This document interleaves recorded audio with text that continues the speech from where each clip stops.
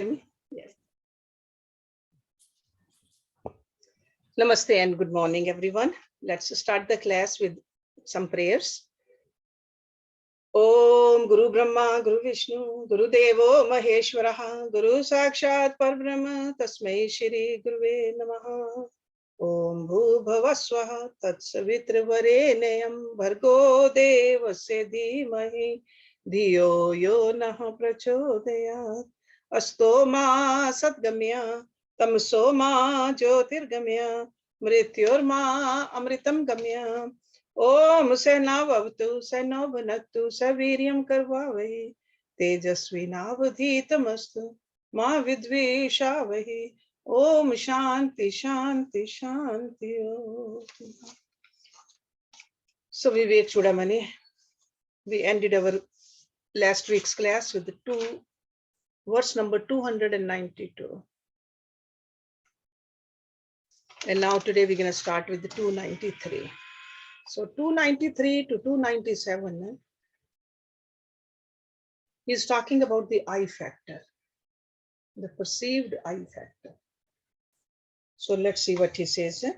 Sarvatmanaha drishyam idam mrisha eva na ev aham arthaha kshanikva darshanat janami aham sarvam iti pratitihi kuta aham ade kshanikasya siddhyet. Sarv atmana. That means like absolutely. So there's another. So normally we say sarv means all. Atmana means the peace. So completely quiet. Absolutely. Drishyam, the world, the scene. Idam, this. Mrisha, unreal, false. Ev means indeed. Na means neither. Ev means verily. Aham, the ego. And this is the I factor I was talking about. Aham. Arthaha, real. Kshanikva darshanat. For it is seen to be fleeting. Kshanik, like momentarily. Janami aham sarvam. I know all. Iti means thus. Pratiti, the perception. Kutaha means how. Aham ade, of the ego, etc. Kshanikasya, which are momentary. Siddhyet, to be true, to be established. The objective world is quite unreal. Neither is the ego real, for it is seen to be fleeting.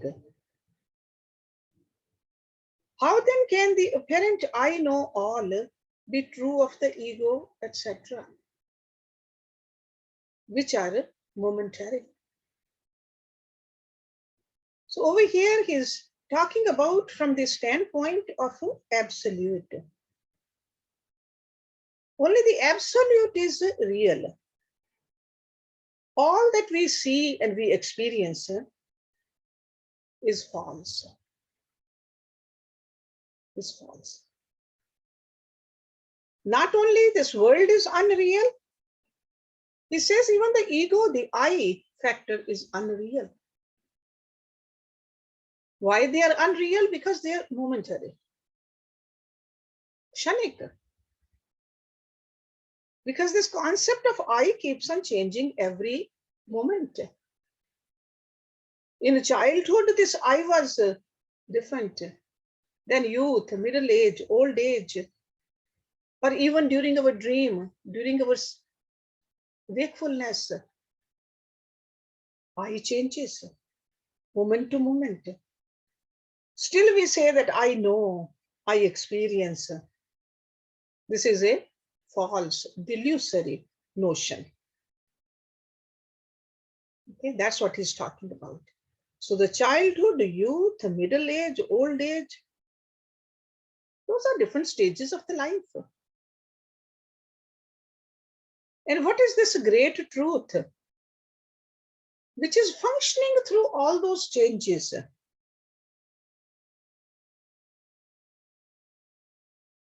Which does not change, that is the truth.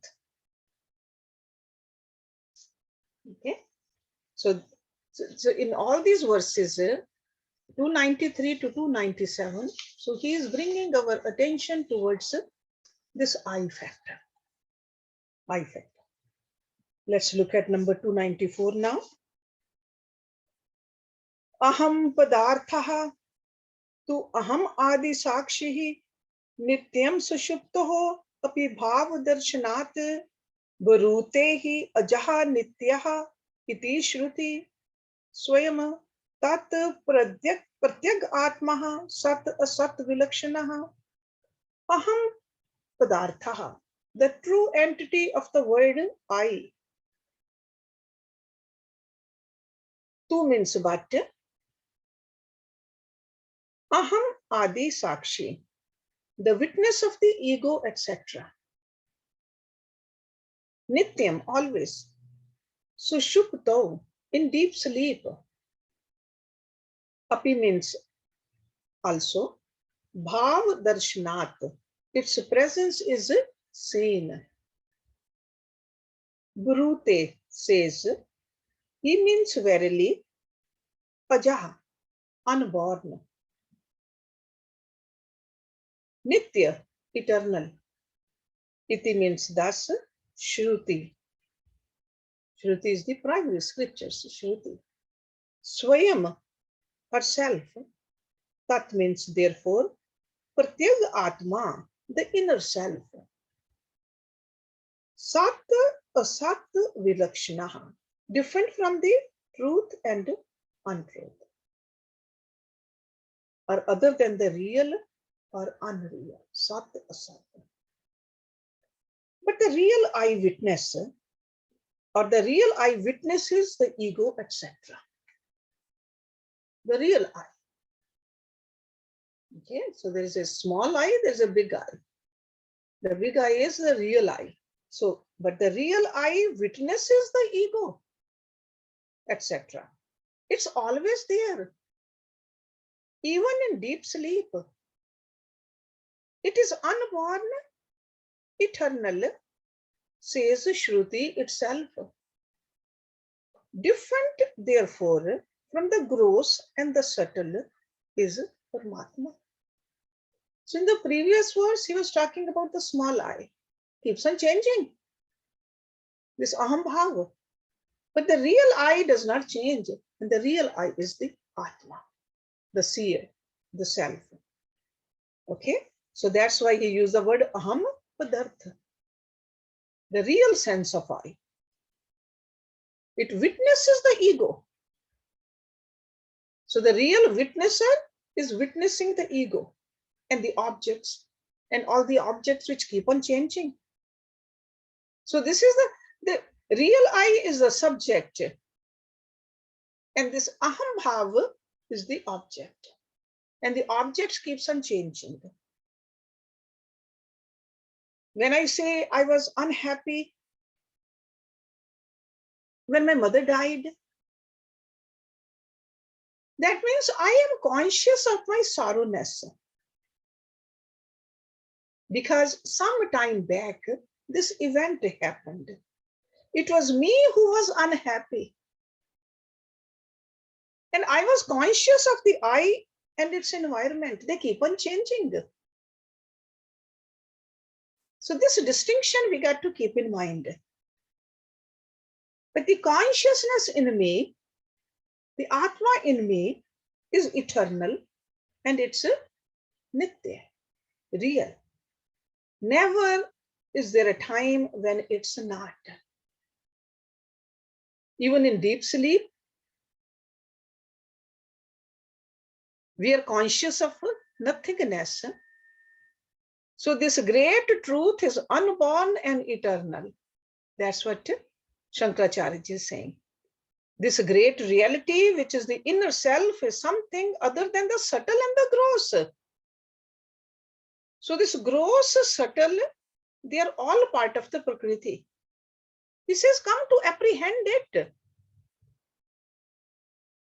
This is what he is telling us as students. We got to know who we are. 295.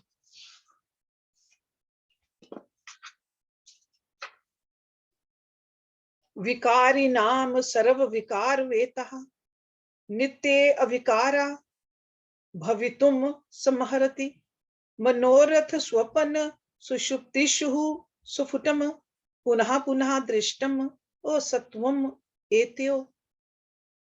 Vikari naam, of the changing things. See, vikar is a change. Vikari naam means the things which are changing. Sarva vikar veta, the knower of all changes. Nitye avikaraha, changeless, eternal. Bhavitum, to be. Samahati, deserves. Manorath. Manorath means it's like a something fancied, something imagined. Manorath. Swapan, in dream. Sushuptishu, in deep sleep. Sufutam, clearly. Punaha punah, again and again. Drishtam is perceived. Asatvam, the unreality. Etyo, of their two. What are these two? Gross and the subtle. These two. That which is the knower of all changes in all things, which are liable to change, must doubtless be eternal and changeless. So doubtless and changeless is the Atma, the self. Okay, it knows all the changings. Again and again, the unreality of the gross and the subtle bodies is clearly perceived in one's fancy, dream, and deep sleep. So everything keeps on changing. We have witnessed it. The body, mind, intellect, ego, they all keep on changing. So that's not who we are. We are that which is witnessing all the changes. So that's why he's saying the knower of all the changes must itself be the changeless. Changeless. The knowledge of all modifications must be beyond all modifications. Because if the knower keeps on changing, then that is not a knower. So the only changeless factor is the subject who is the knower of all changes. That's the principle over here. Or you can say the changeless factor is constantly with us. It's with us in our waking state. It is in us in the deep sleep, and hence it is eternal. So subtle and the grosser bodies, they are the objects. They are known. Okay, and the knower is the Atma. Because we know the moment I start dreaming, my waking body is not available. And when I wake up, dream body is not available. So can we say that any one of these bodies are true? Because philosophically, for something to be true, it has to be there in the past, in the present, in the future also.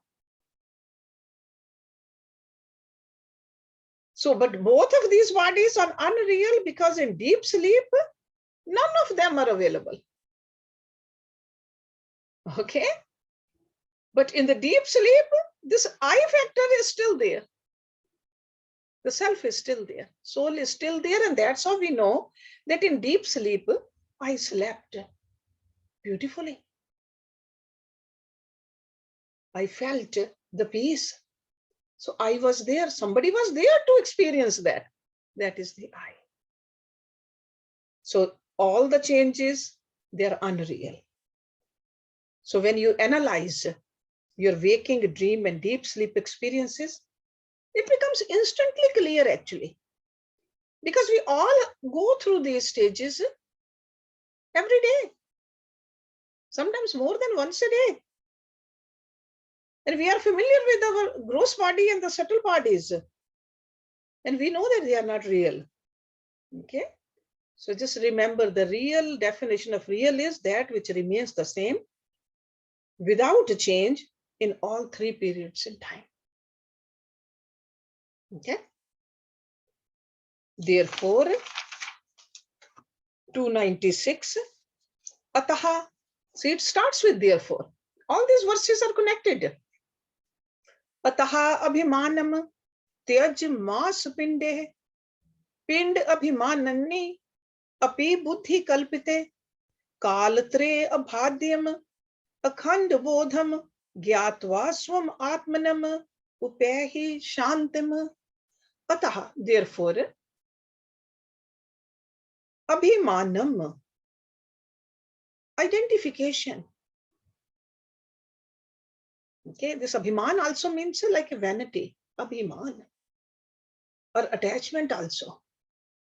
Okay, tyaj, reject. Mas pinde, with the lump of flesh. Mas pind. Pind abhimanini, with the ego or the subtle body. Api means also buddhi kalpite, imagined by the intellect. Kal tre abhadyam, that which cannot be denied in the three periods of time. See, tre means three, kal means time, abhadyam, cannot be denied. Akhand bodham, absolute knowledge. Gyatva, realizing. Swam atmanam, your own self. Upaihi, attain. Shantim, the peace. So this great Acharya, he is suggesting it to us. Therefore, reject your identification with the mass of flesh and with the ego or the subtle body, of which are the imaginations of the intellect. By realizing your own self, which is absolute knowledge, which cannot be denied in the three periods of time, attain to the state of supreme peace. Very strongly he is suggesting it to us, that to do away with your superimpositions. He is repeating it again and again. Okay, he is giving us beautiful reasons also, arguments also. So he says, renounce your identification with this mass of flesh. I mean, we so strongly identify with this body, the mass of flesh.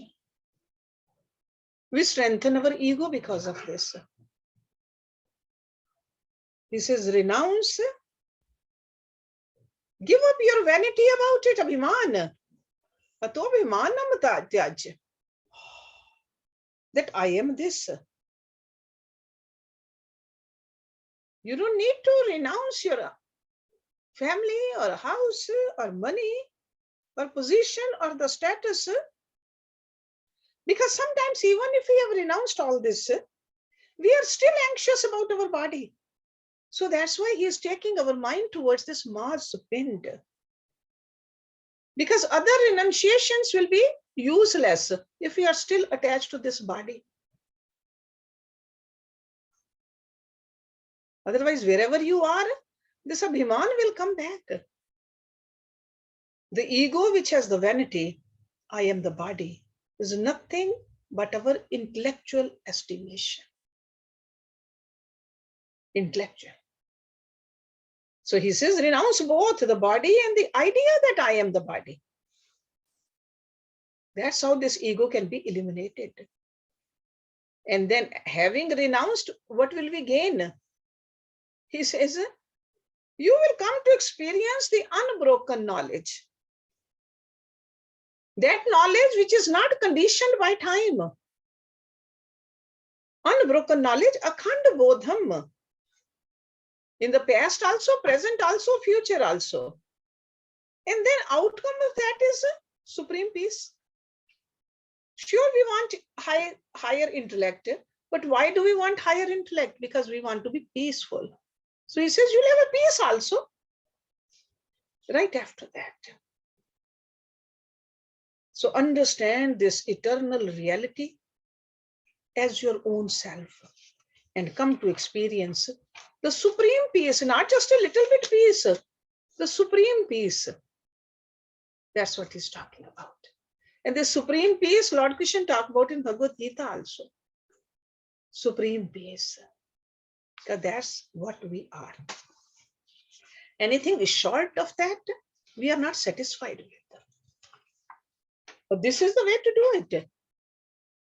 We all know what we want, but we don't do what we are supposed to do.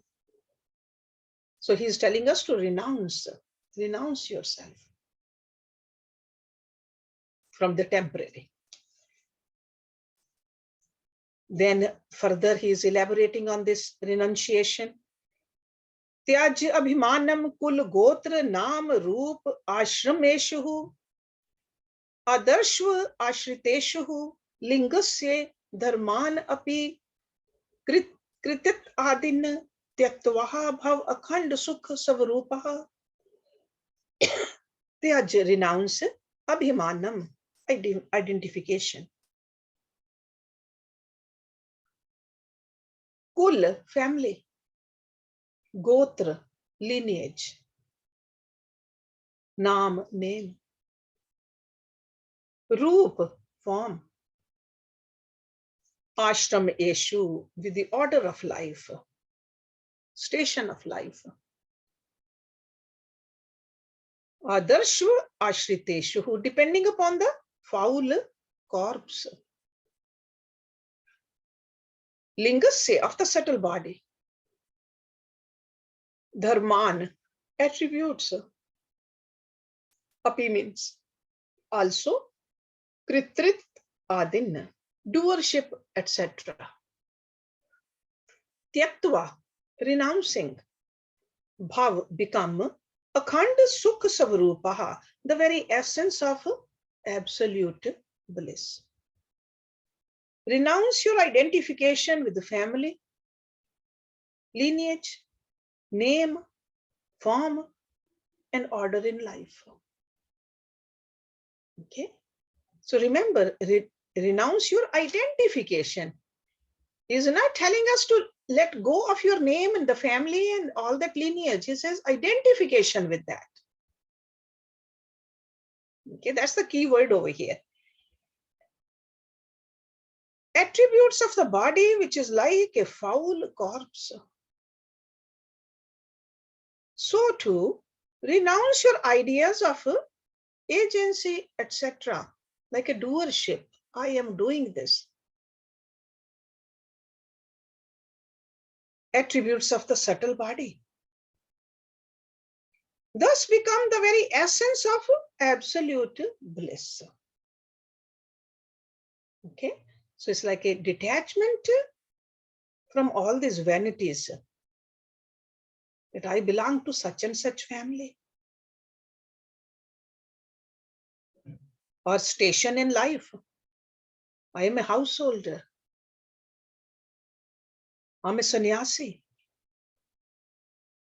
He said this body which you think you are, it is just a perishable. It's a rotten. And the vanities of doership and enjoyership, they belong to the subtle body. And that keeps on changing too. So renounce these vanities and experience the unbroken bliss. Because that's what you are. We have forgotten the real and we just constantly we identify with the unreal. And that is the source of the misery for us. So he's just telling us the way to get rid of these obstacles,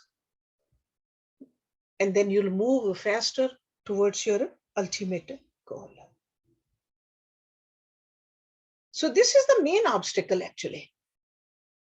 But then there are some minor obstacles too. And he's going to keep on telling us how to make the adjustments for that also.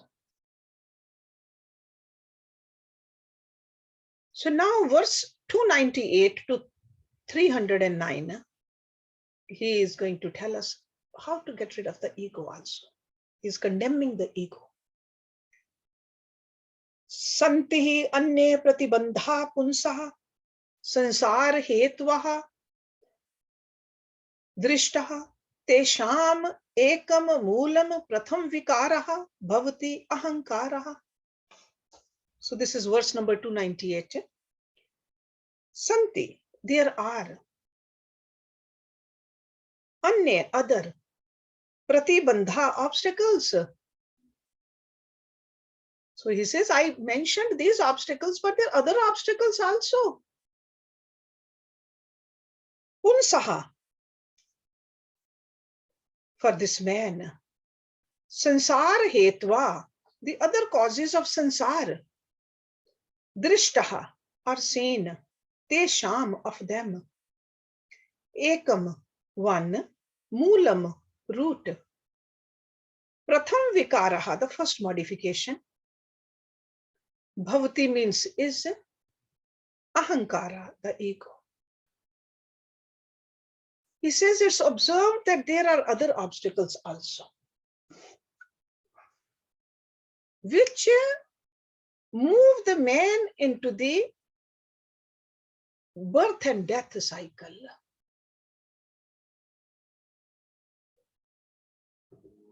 Their one root, for the reasons given above, is the ego, the first modification of ignorance. So the very first offshoot of the ignorance is the ego. Offshoot of what? Agyana. You remember when we studied Patanjali Sutras, when he talked about the obstacles, he said avidya. From avidya comes asmita. So avidya is the ignorance and asmita is the ego. That is the first offshoot. And you are all very familiar with, from the asmita comes what? The rag, dvesh, abhinivesh. Those are further roots of that ego. So he's talking about the superimpositions of the non-self on the pure. So we are all pure, we are the Atma, but we have superimposed all these identifications with the gross body, with the subtle body, and they all become the obstructions for us. Whether we call them obstructions or obstacles, it's the same thing, because we are peaceful. Our real nature is all peaceful, but we have forgotten that because of all this. And when he says there are others also, what are the others? Other offshoots are desires, passions, lust, greed, jealousy. We are familiar with those. Those are also causes for more and more sorrows for ourselves. The more we move away from the reality, the more sorrow there is, more turbulence there is. But the root cause of all this is the ignorance, he says. Avidya, ignorance of the reality, not knowing the truth. So that was the very first modification of the ignorance, is that I am this, which I'm not, but I think I am. And as long as this I exists, everything else will keep on existing. As long as there's a main stem there, this other branches will exist. So we got to learn to get rid of this I, the ego. So this I is the very first effect of the ignorance. Most appropriately, it's called avidya, ignorance. So all these rishis, whether it's Shankaracharya ji or other rishis, what are they saying? That renounce this I. They insist upon it. Renounce this I. Because as long as I is there, the vasanas continue. They keep on lingering. And these vasanas, they act only through the ego. And when the ego is not there, there's no bondage. Because without ego, bondage where? No actions. You are doing the actions, but no ego. Egoless action cannot bind you. Who enjoys or suffers the results or the reactions if there's no ego? So we got to, with the right knowledge, get rid of this ego. Ego, what is ego? Doership and enjoyership. Together it's the ego. I am doing it. I want to enjoy it. That's I. That is the ego. So if ego is not there, where can the fruits of action be? So that's exactly what Lord Krishna taught Arjun. Arjun said, I'm not going to wage this war against my own grandfather, against my own cousins, own teacher. So he was taught by Lord Krishna the method. Do your duties. Let go of the I, because you are not doing it. Let go of the I. Can we do that? Just doing the duties only. For the sake of doing the duties, not for the sake of the I, not for your own happiness. Kartapan and bhogtapan. We got to let both go. Okay. 299. Yavat syat swasya sambandha ahamkaren duratmanah tavat na lesh matraha api mukti vartaha vilakshanah. Yavat, as long as syat, there is swasya, once, sambandha, relationship, ahankaren, with the ego, duratmanah. Duratmana is like a inauspicious nature. Duratmana, the vile. Tavat, so long. Na means there is not. Lesh matraha api, even the slightest. Mukti vartaha, talk about liberation. Vilakshanaha, uniquely different, like unparalleled. As long as there is any relationship with the vile ego, so long there should not be even the slightest talk about liberation, which is unparalleled. So what he is telling us, that even if there is a slight identification with this ego, don't talk about liberation. You are not ready for that talk. So our first and foremost duty is to let go of this ego. And what is unique? Liberation is so unique. Mukti varta vilakshana.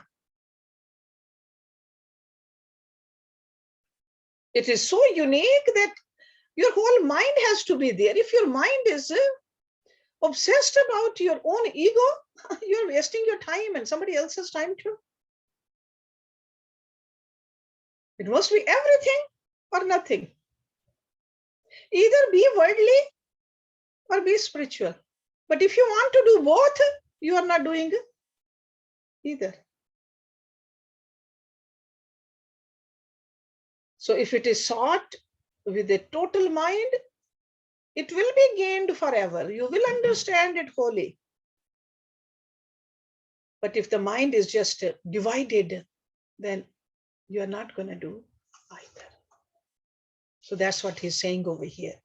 Let me read it again. As long as there is any relationship with this vile ego, any relationship, so long there should not be even the slightest talk about liberation. Okay?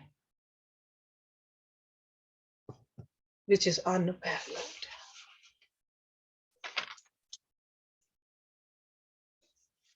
Let's look at next one, verse number 300. Ahankar grahat muktaha svarupam upadyate Chandravat Vimlaha Purnaha Sadananda Swam Prabha. Ahankar Grahat, from the shackles of the ego. Muktaha, freed. Svarupam, true nature. Upapadyate, gains. Chandravat, like the moon. Vimlaha, untainted. Purnaha, infinite, Puran. Sadananda, ever blissful. Swayam Prabha, self-effulgent. Self-effulgent means it's like the light is coming from itself. It's not borrowed. Freed from the shackles of the ego, like the moon freed from the eclipse, a man gains his true nature and becomes untainted, infinite, ever blissful, and self-effulgent. So he's telling us that a person who has gotten rid of the ego, he does attain his true self, the true nature. So he's using a simile over here to remind us the idea of the eclipse. As long as the eclipse is there, we don't see the light. But when the eclipse is gone, we see the light. So physical body and identifications are shadows thrown on the supreme hood. We are all part of that supreme. Our Atma is part of Paramatma. But we have this taint. This covering is on it. Covering of I am the body.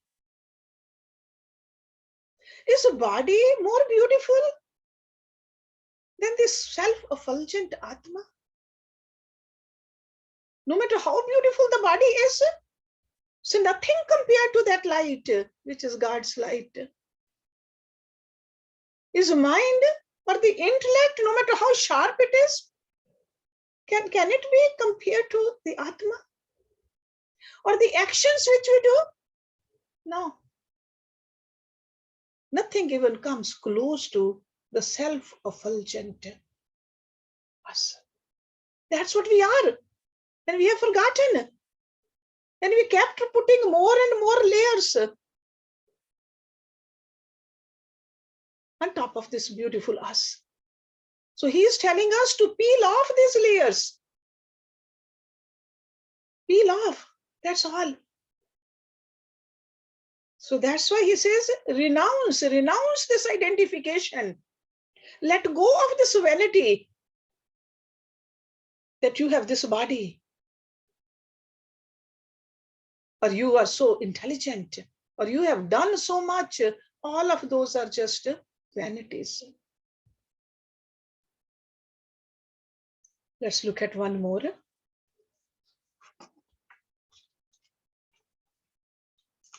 (301) Ya va pure sa aham iti partitah buddhya prakliptah tamsaha ati mudyah tasye eva nisheshtaya vinashah Brahm Atma Bhavaha Pratibandh Shunyaha. Ya means that, like that which. Va means verily. Pure, in the city of the body. So this is a Puri, the city. Sa aham, I am so and so. Iti means thus. Pratitaha is perceived. Buddhya, by the intellect. Praklipta, created. Tamsaha, by the tamsikta. Ati mudyaha, extremely deluded. Tasya, its ego. Ev means alone. Nisheshtaya, totally. Vinashehe, in the annihilation or when annihilated. Brahm Atam Bhavaha, identity with Brahma. Pratibandh Shunyaha, unobstructed. He says the ego is that which has been produced by the intellect, which is deluded by avidya, and which is perceived in this body as I am so and so. When this ego sense is totally annihilated, one attains an unobstructed identity with Brahma. So again, he is summarizing what he has said before in all these verses. That identification with the gross, we can imagine. But identification with the intellect, sometimes very hard for us to imagine. But he says this is all foolishness. This is all veil of the tamsikta. When we do not see the reality, see, tamsikta is the darkness. In darkness, we cannot see. And this is the darkness of our own understanding that we don't even see our own self. So intellect is deluded. That kind of intellect cannot see the reality. It just imagines and projects that I am so and so. And he says this is stupidity. And this kind of an ego has to be destroyed until not even a trace remains. Okay, it's like completely we got to destroy it. Otherwise, even if a small trace is left, it will grow again. Just like the crabgrass. We don't see the roots. Proper time comes, again it grows. So we got to get rid of it. So I am so and so needs to be annihilated. Only then the realization of the self, Brahma Atma Bhav, we can understand. So what happens is, once you understand the self you are, then outcome of that is the self in me is the self everywhere. If a person says, I'm self-realized, I see my Atma, and keep on mistreating others, judging others, putting others down, that is not self-realization.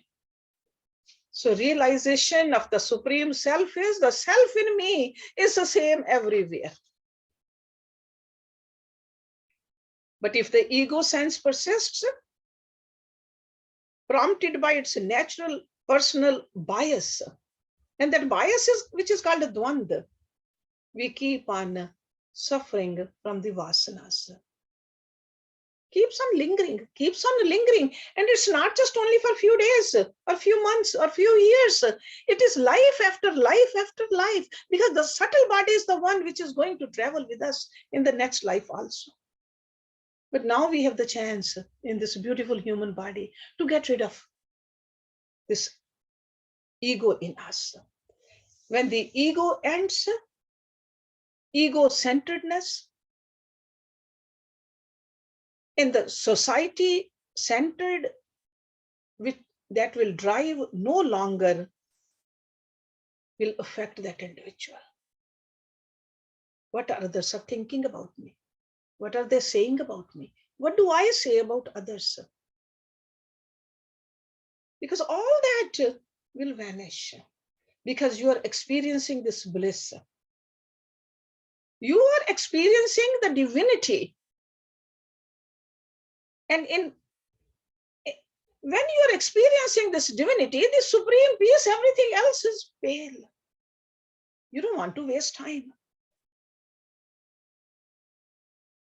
So this is the state of realizations he's talking about. Got to learn how to lift ourselves above this veil of tamsikta. Then this truth will be revealed, which is already there. This is who we are. So let's stop it here.